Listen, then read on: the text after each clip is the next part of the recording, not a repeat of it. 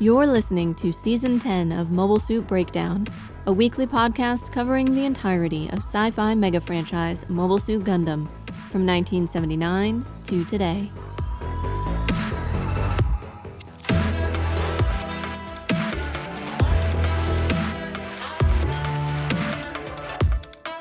This is episode 10.17, A Royal Audience, and we are your hosts. I'm Tom, and as far as you know, I am recording this whole podcast wearing a powdered wig for gravitas. And I'm Nina, new to Victory Gundam and yet to be inducted into the Gundam Secret Society with the robes and swords and secret rituals. But I've submitted my application. We'll get back to you. Mobile Suit Breakdown is made possible by our paying subscribers on Patreon. Thank you all, and special thanks to our newest patrons, Canvas Wolfdoll, 000 Tragic Solitude, and Bleh. Thank you for that. You keep MSB Genki. We had planned to have a guest on this week, but unfortunately they had to cancel at the last minute, and we were not able to line up an alternate guest or research piece to fill that slot. So this episode is a bit shorter than usual. We did, however, make progress on a couple of research pieces we've been working on in the background, so look forward to those later in the season. This week we're talking about Victory Episode 17, Teikoku no Joo, or The Queen of the Empire. The episode was written and storyboarded by Chief Director Tomino under his Yokitani Minoru pseudonym. It was directed by Kase Mitsuko, with Nishimura Nobuyoshi as animation director. This is one of only 2 episodes in Victory written by Tomino, and the only episode directed by Kase. It seems silly for us to do a full recap for what is already a recap episode. Most of the runtime is taken up by clips from prior episodes. These are mostly focused on depicting key battles from the Zanskar perspective, the capture and reclamation of the Shako, the extermination of Uig, and the battles at Bohemia and Gibraltar. Where possible, they emphasize Chronicles part in each. The framing narrative for this is a presentation by Lieutenant Commander Duker Eek and Prime Minister Fons Kagati to Queen Maria Pure Armonia of the Zanskar Empire. Apparently, the nominal purpose of this presentation is the development of a new ground weapon, the Motorrad rolling land ships. This presentation is wrapped within a second frame, a Zanskar propaganda broadcast in which they express their intention to launch a preemptive strike against something called the United Fleet, gathering in the part of Side 2 not yet ruled by Zanskar.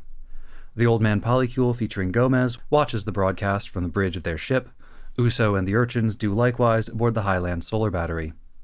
As the broadcast nears its end, Maria herself takes the podium to express her love for the soldiers of Zanskar. She calls upon them to dedicate their lives to spreading the love of Zanskar and Mariaism to every corner of the Earth sphere. Then her admiral issues the order to attack, and the broadcast closes.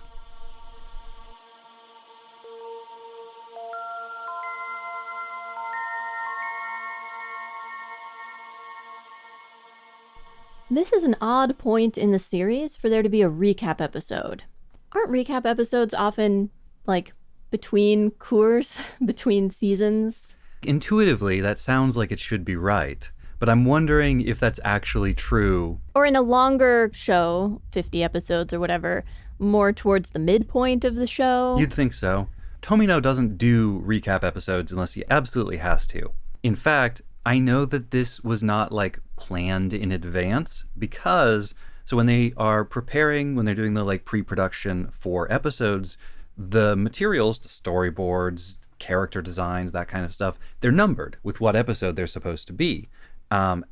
After this episode, the next couple of episodes, their numbering has been crossed out and adjusted to account for the insertion of this episode. A similar thing was done back in First Gundam, I think, for the Kukuru's Doans episode, because that was one that had been created with the intention that at some point when they needed a little bit of extra time, they could stick it in there. It was an episode crafted to fit various places in the narrative. So that they could have a bit of breathing room in the production schedule. Right. And this is, I think, the first true recap episode that we've encountered, but there was Prelude to Double Zeta, which is kind of a recap episode. That was the true first episode of Double Zeta, And that was another case where the team did not have the episode ready. They needed something to go on TV in their time slot, and so they just sort of threw together this emergency public service announcement almost. And that one actually had some of the same features as this one. The like, here's the machine, here's its name spelled out on screen. The likeliest reason to have made this recap episode here is some kind of production catastrophe that the regular episode was not going to be ready in time. But there's a lot of exposition and also a lot of what feels like attempting to clarify certain details about the show or solidify certain facts for the audience. Maybe a marketing executive runs in one day and is like, we've been polling all these kids and like, they don't know the names of the mobile suits from this show, or they don't know these important details about the show. How are they going to buy the kits or demand the toys when they can't even name the blah, blah, blah? Everyone is confused. You have to lay things out a little bit more explicitly. The repeated use of maps to show where things actually are. There's a lot of dialogue that has actually been changed even in the recap segments, and often they make more explicit things that were just implied before. Now, a lot of that is what I've called before, I'm firing my beams dialogue.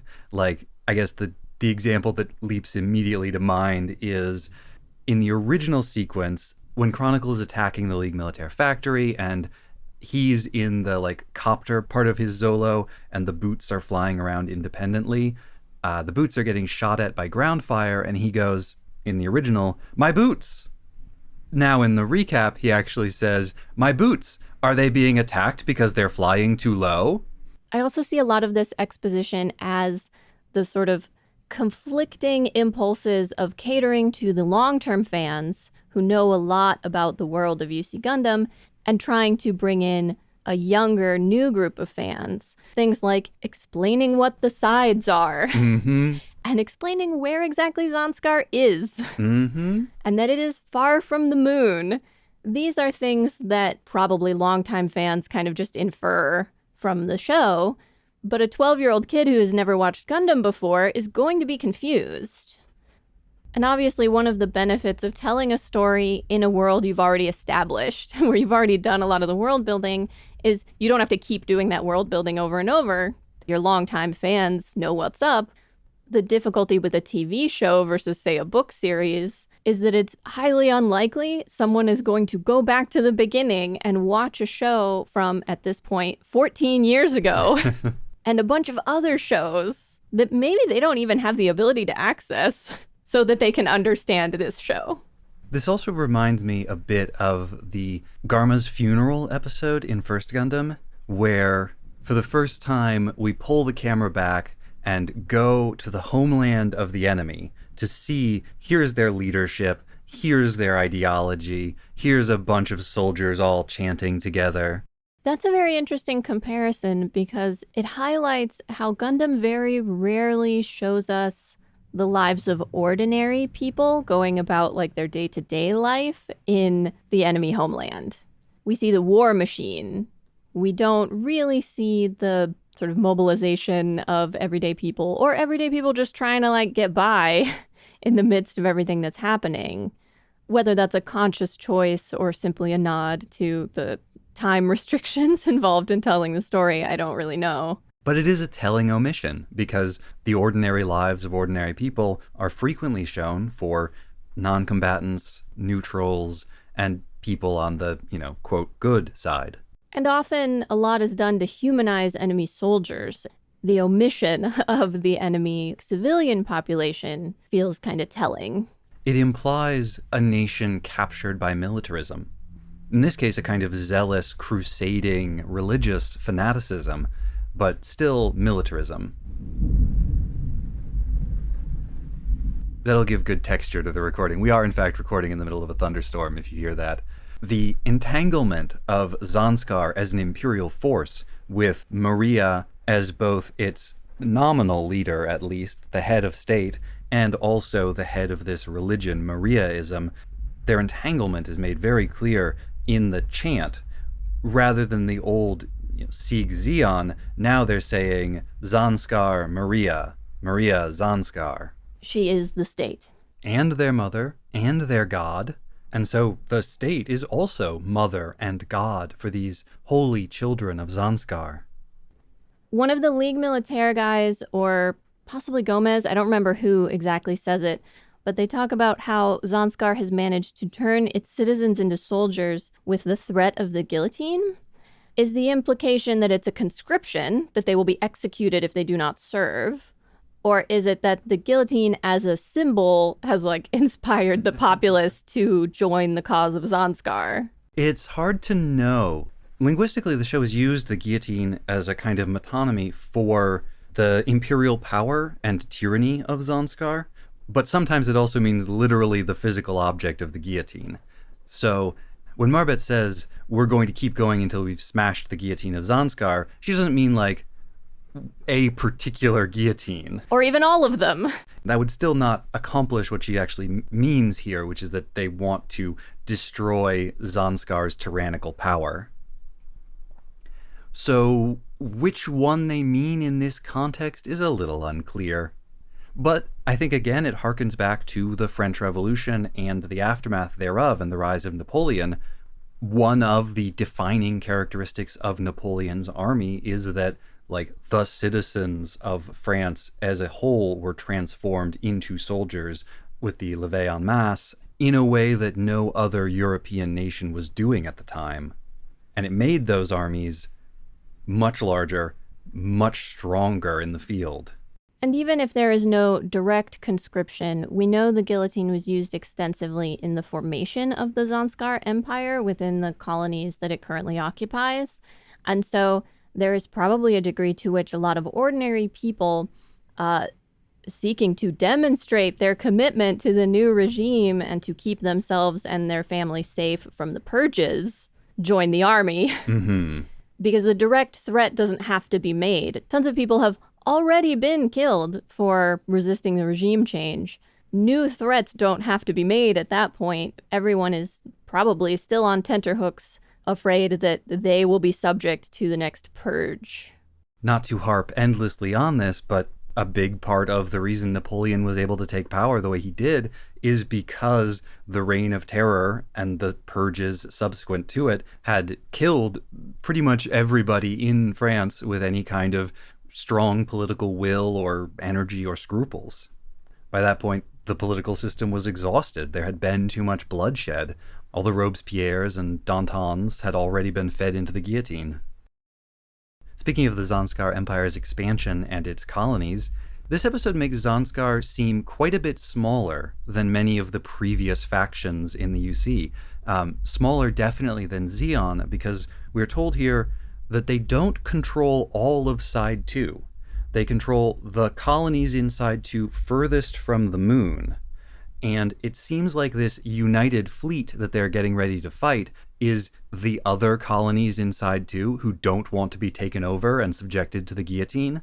So it really is turning into, as Queen Maria says, a warring states period in space. Lots of small empires and republics and kingdoms and whatever Moon is, theocracies, all scrabbling over a handful of colony cylinders. She is a deeply curious figure. I'm really hoping we get to learn more about her as the show progresses. I'm fairly confident we will. Because there are times in this episode when she seems like this guileless, innocent figurehead. And then there are times when she behaves in a way that I'm like, oh no, she knows exactly what she's doing. Okay. Surely it's a little bit of both. I think she actually is being manipulated by her advisors, by the way they control the information environment that she is allowed to live within. Right, but any leader worth their salt knows that everyone who reports to them will do that and tries to make up for that deficiency by having, some other different advisors or other sources of information or, having a way to cobble together something approaching the real facts on the ground by getting different perspectives. But how much salt do you think she's actually worth as a leader? Perhaps I should have phrased that differently. What I mean is somebody who wants to exercise power in their own right. Somebody who actually wants to be a leader and not a figurehead. would be aware that they are probably not being told the absolute truth all the time by everybody and would attempt to make up for that in some way. When I saw her get up off of her throne and take 2 steps onto what turned out to be a moving platform that carried her in a stately fashion up to her podium where she could give her big address to the waiting soldiers, I became convinced that she was, at least as a political figure, maybe not as a religious one, but at least as a political figure, a total figurehead. That ostentatious demonstration of inactivity. That she doesn't walk. She just stands and is carried. Feels metaphorical for her whole regime. And yes, she believes in peace and love and the heart of Maria or whatever that is. That's the thing, right? Like, on the one hand, she is being told all these classic propaganda lines. Oh, the enemy isn't capable of understanding our beautiful principles, right? So like the othering of the enemy, they're almost subhuman, right? Like they can't understand our glorious way of life, which is obviously correct. And they're jealous of our success. And they're all plotting with each other to betray us. And none of the shady stuff we do is wrong because it's only to uncover the shady stuff that they're doing. Oh my God. This is throughout Duger's whole presentation, he keeps lying to her or massaging the truth in various flattering ways or ways that are meant to absolve their own actions. And frequently the visuals of the episode directly contradict what he says in a kind of, who are you going to believe, me or your lying eyes kind of way. But this reaches its apex when they start talking about Chronicle getting on the shuttle. Because they're like, the worst thing that the PCST did, the worst thing of all, is that they sent the white mobile suit into space on a PCST shuttle. And we know this because Chronicle confirmed it by riding a shuttle into space before them.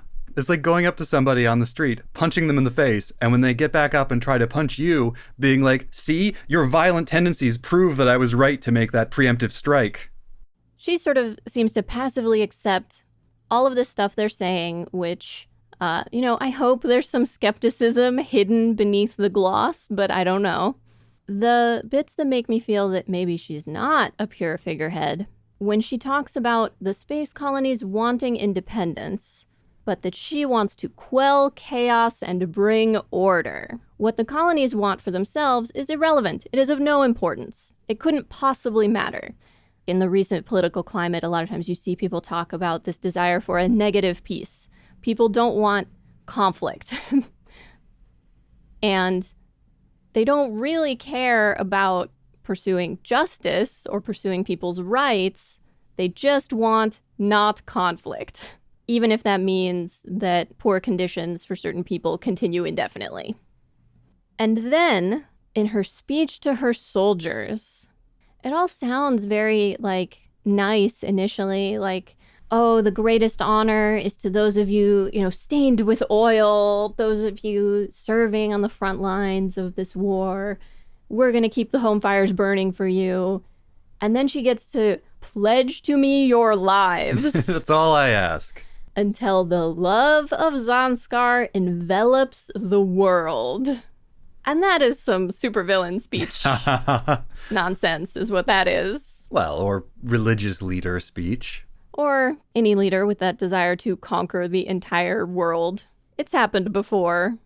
I think Maria's best analogs, and she signals this herself with the reference to the Sengoku Jidai, are the Warring States period rulers of Japan and China for their respective Warring States periods. She is an emperor. She has both religious significance and also political significance, except that her political power is almost entirely on paper and she's just being managed by her ministers, just like the impotent emperors of those Warring States periods. This also positions Earth in a really interesting way. It makes Earth like Kyoto, like the capital. Once it was very important, both politically and religiously, but now it's fallen into decay, disrepair. The government, the central government, no longer has the interest or the power to maintain it, and so it just becomes this kind of wasteland to be fought over by the different competing factions. As the central authority in an empire loses power, the first places they lose control of are those farthest away because of the difficulty of travel, difficulty of communication. It is very hard to maintain any semblance of control over a place like that. You know, that's a good point. We don't actually know where the Federation's headquarters is at this point, but that line about Zanskar being the colony's furthest from the moon kind of implies that the Federation is based on the moon. I would also readily believe that if the Federation isn't based on the moon is still such a long-established bastion of power for them and has interests strongly aligned with the Federation itself, that even if it's not the capital, it's still like a center of power, culture, and control. I assume her last name is meant to be like Harmony. Maria Pure Harmonia. Yeah. Maria Pure Harmony. Constantly comparing her to a mother. Ooh, creepy thought just now. Go on. Is there kind of a trinity going on with like her and the state and the guillotine? That Zanskar is the overarching thing. Maria is the loving, motherly figure, and the guillotine is the fatherly, punishing figure. Could be. Though if they're really doing the Trinity, you would expect Maria to have a child. And I don't think Chronicle, as her younger brother, quite fits the role. Feels like there's an absence there in the story. Could the state be her child? Or like... Could be. The state and population? She does. The people? I mean, in her speech, she is the All-Mother, the Omnimator. They refer to her as our mother, Queen Maria. And she says to all of the soldiers, I love you. You are the ones I love most. I will keep a warm, safe place for you at home. It is the weaponization of those affectionate maternal feelings to create an empire. Which, again, not an uncommon trope to refer to the motherland or fatherland, the land that nurtured you and gave birth to you, and what you owe that place as this sort of parental figure. Mm-hmm. She makes me kind of think of Himiko, the ancient Japanese semi-mythical empress figure who was said to also be like a shaman with powerful magic. And I happen to know that Tomino has a long-standing interest in Himiko and has been wanting to make a show about her for a while and is maybe currently in the process of doing that. So it wouldn't surprise me if Himiko was a major inspiration for Maria Pure Harmonia. There's also historically a lot of overlap between political and religious roles for Japanese emperors and empresses, and other monarchies as well, but particularly in Japan.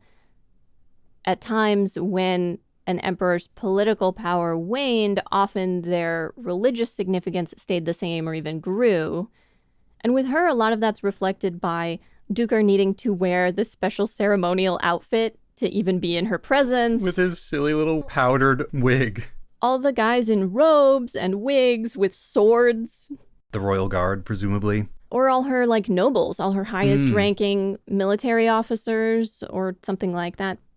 The one other thing I noticed, and I don't know if it is meant to convey anything special or if it was just a design decision made because they thought it looked cool, but 3 different senior officials who appear in this episode on the Zanskar side have something wrong with one of their eyes. One of them wears a monocle. One of them has what looks like a electronic implant or modification over one eye. And it's very brief, but Materman, the admiral or general for whom the fleet has been named, also appears to have some scarring or damage over one eye. That can just be a cool design choice. The scar over one eye is a long tradition in anime character design. But I did wonder if it was meant to convey that all of these men, or most of these men, are veterans and have perhaps been in war before and been hurt in war before, which potentially tells us something about what's been going on in this part of the sort of human sphere of space over the past couple generations. Things have not been quiet since the events of F91. Speaking of F91, I think there are a few things in Victory that were sort of intended for F91 or its follow-ups, and then when those were canceled in favor of Victory, those ideas got imported. And one of those is this religious aspect, because although it wasn't actually in F91, the planning documents for that did have a whole side storyline about one of the cousins of the Rona family who was going to be a religious figure similar to Maria Armonia, and who was going to use that religion to spread Cosmo Babylonia's influence throughout the Earth sphere. That seems to be a hang-up for Tomino. One final note, because Tom always loves this kind of thing. Some very real-looking maps are part of Eek's presentation, and one of them spells it Woowig, Woowig, as opposed to Uwig, Uwig. But then, when they do the flashback, when they show the scene of the subway tunnels underneath the city, the sign, which used to say Woowig or Uwig in the original, now says Praha, which is a little odd. Strange thing to change. Huh. Curious. And then the maps allow us to identify some of the other locations. Largain, which is written as Ra-Gain, 2 words, is right smack dab on top of where Munich is now. And then Colon, where the secret League Militaire factory is based, that's actually just a real place. Colon is there now. It's always a bit odd when they change most of the names, but not all of them. And very funny to see the name of a place written one way on the screen and then a different way in the subtitles over that same screen. The Uwig section of Duker's little recap is really eerie to watch. As he's talking about how, we let the civilians flee, so civilian deaths were minimized, as we watch a bunch of civilians being gunned down in the street. And pan slowly across a river choked with corpses. And then the sequence where he's like, actually, we needed to raise the city to the ground because there were secret factories built into the tunnels underneath the city. When, of course, we know that they weren't there. The factory was somewhere else. We know that there was no League military activity in the tunnels because Uso and Katsujina used them to escape. And he says that they warned the civilians and gave them the opportunity to flee. And we also know that's not true, because when the attack started, only Katajina knew about it, and it was only because Uso had told her that they were coming. So it's just one lie after another, and it casts doubt on everything Duker says. And not only is it eerily similar to the kinds of justifications that we've heard in this past year, from government mouthpieces defending the obliteration of civilian infrastructure that should be sacrosanct, like hospitals in Gaza, but look, my entire adult life I have been hearing these kinds of claims from blithely credulous press secretaries and other lesser flacks about chemical weapons laboratories in Iraq or supervillain lair-esque fortresses hidden inside mountains in Afghanistan. It's uncanny hearing them in a 30-year-old anime coming out of the mouth of a character wearing a powdered wig who also says things like, by reviving the motorcycles of the old century and the medieval tradition of biking, I've become unstoppable. Anyway, a big part of why he gets away with this, I think, is because he's telling flattering lies. Like how he always puts the best possible gloss on every one of Chronicle's missteps. Oh yeah, he wants to make Chronicle look good to the sister. Or perhaps to court favor with her by talking about her brother in a favorable light. We were able to make these highly helpful modifications thanks to him recovering this mobile suit that shouldn't have been lost in the first place. Right. The only reason he lost that fight is he wasn't accustomed to gravity yet. Yeah, I really hope she's not gullible enough to take all of that at face value, but it's hard to say yet, and maybe she is. The one that really got me, though, was when he's talking about Farah at RT Gibraltar, and about Farah's actions as justified, that Farah was trying to protect the neutrality of this PCST facility. Then why did your own people put her to death, dude? Are you just hoping that the queen never finds out about that? Or someone will be able to justify it as, oh, well, she had the right motivations, but because of her failures, she deserved death? Like, it's the kind of lie he can get away with telling because everybody there wants to believe it. And like, the League Militaire has done some shady stuff. I'm not saying they haven't. It probably was against international law to paint those PCST markings on those troop transports. But like, what Zanskar is doing to manipulate the facts strains credulity. And a reasonable person ought to have some questions about that. All governments use propaganda to help kind of unify public opinion around their ends, or to influence international opinion about what they're trying to do, or, propaganda is a useful tool. Every government uses it. Businesses use it. Any command structure of any kind is going to use it to some degree. There is something, I think, particularly dangerous and unsettling about governments that do this believing their own propaganda. For them, it's not a tool that they are knowingly using to achieve a particular end. It's what they believe, wholeheartedly, 100%. That, to me, is extra scary. Yeah, hanging over all of this is the question, does Duker actually believe this? Does he have personal knowledge? Or was he just told these things by somebody else, and he believes it because believing it is the path of least resistance for him? There's a kind of useful idiocy that a person in his position might cultivate.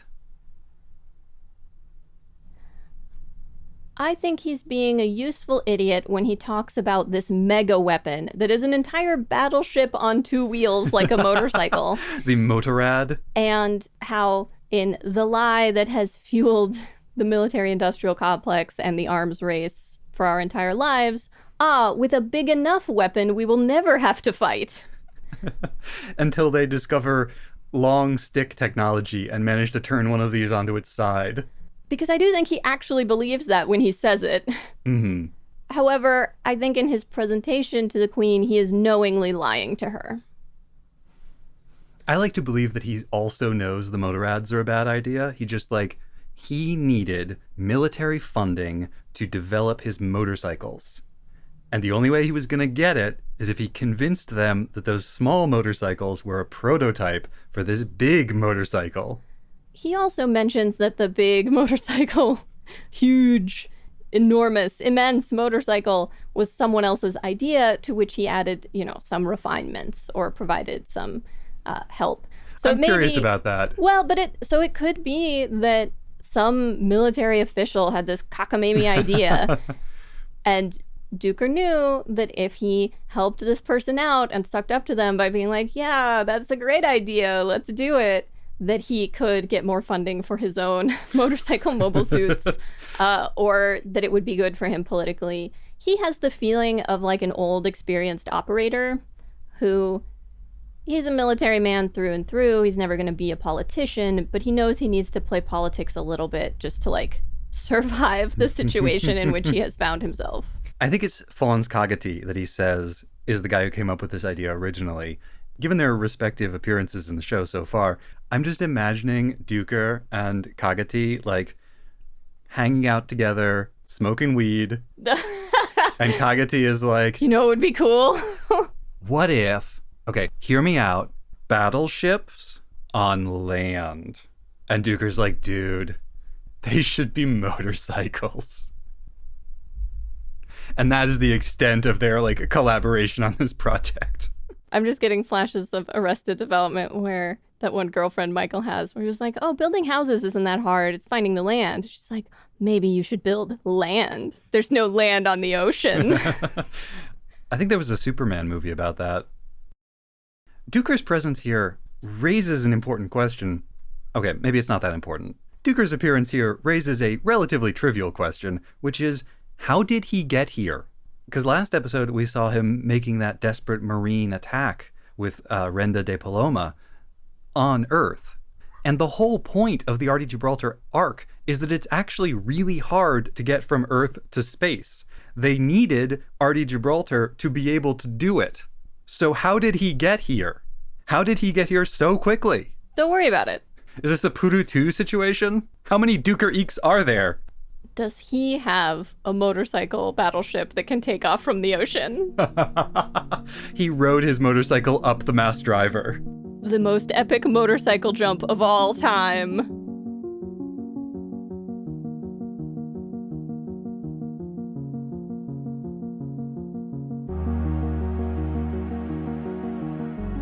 Next time on episode 10.18, Spiderwebs, we research and discuss episode 18 of Victory Gundam and the mascot with its mask on. What do you do when you like a girl? The oxygen consumption rates of children, infants, and dogs. I'm walking in the spider webs, believe 'em. The Rick Haro. Suppressing fire! The Griffin treatment. Spring-loaded pauldrons. No gods, no masters, no Jin Jahanam. And, oh, the suspense! Please listen to it.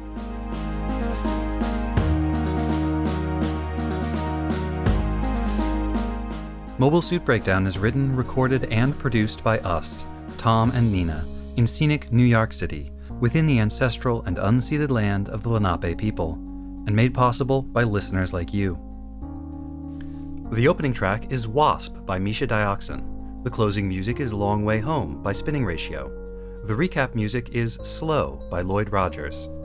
You can find links to the sources for our research, the music used in the episode, additional information about the Lenape people, and more in the show notes on our website, GundamPodcast.com. If you'd like to get in touch with us, you can email hosts@GundamPodcast.com or look for links to our social media accounts on our website. And if you would like to support the show, please share us with your friends, leave a nice review wherever you listen to podcasts, or support us financially at GundamPodcast.com/Patreon. You can find links and more ways to help out at GundamPodcast.com/support. Thank you for listening.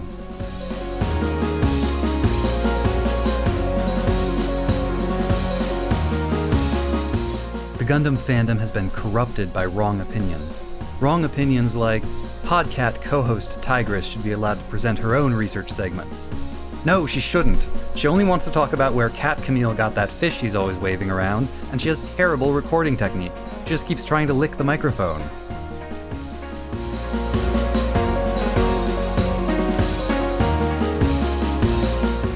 Thunder! Cursed to think of the thing I want to say, the perfect line, only after we've finished recording.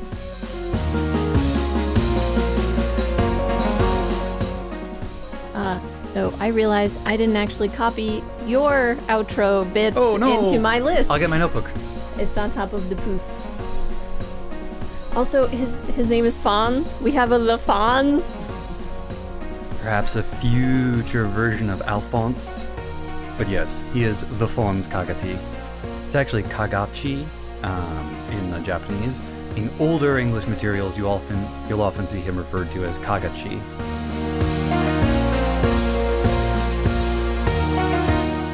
Your handwriting is particularly your handwriting today.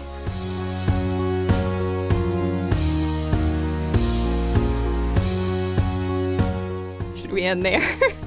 There's so much more to say. Is there? I don't know. I'm done. Probably. No, come on. You were the one being like, nothing happens this episode. But I do. Meow. Hello, Tigress. I do actually have one more thing I want to say. It's about Duker.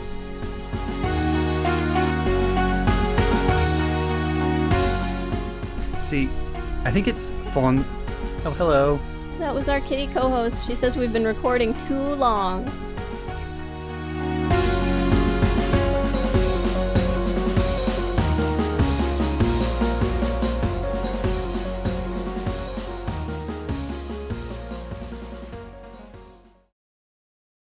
Go listen to my new audio drama at lydiadisappears.com.